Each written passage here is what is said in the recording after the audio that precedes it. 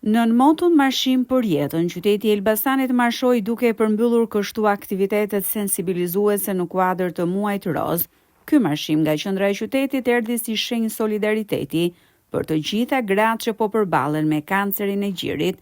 Gratë, nënat, gjyshet dhe vajzat ndan mesazhe kujdesi për veten, për jetën, familjen dhe për shoqërinë.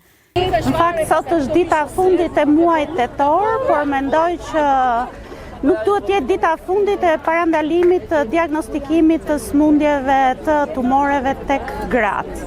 Kështu që shpresoj shumë që ky muaj sensibilizimit ketë shërbyer për të gjitha gratë dhe vajzat, për të qenë gjithmonë, për t'i dhënë kohë vetes, për të parandaluar, sepse parandalimi është gjithmonë mënyra më e mirë dhe më eficiente për trajtimin e tumoreve. Ka marrë krejtësisht 100% vetëm për vajzat dhe për gratë, në mbështetjet e atyre që kanë vujë dhe nuk e kanë kaluar dot, edhe këtyre që po vujnë, edhe që i lutem Zotit, edhe ato që janë në vështirësi, me atë smundje, ta kalojnë sa më mirë. Dhe i them të gjitha grave, edhe vajzat mirë, edhe vetë si gru që jam, që të bëjnë vizita, të kontrollojnë veten e vet, sepse sa më mirë është që të kallosh më përpara se sa më vonë. Atëherë unë doja të jepja një mesazh që të gjitha gratë të fillojnë me kujdesin ndaj vetes, se parandalimi bën diferencën.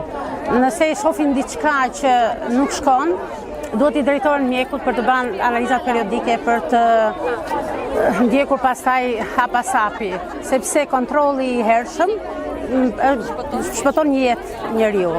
Kështu që unë jam vajzë, jam nën, jam gjyshe, jam kolege dhe mendoj që jeta është kaq e çmuar sa nuk mund ta lëmë në një ditë apo në një muaj për sensibilizim. Kontrollet dhe kujdesi duhet jenë patjetër të vazhdueshme. Këto janë këshillat e një nëne për ju që jeni vajza të reja.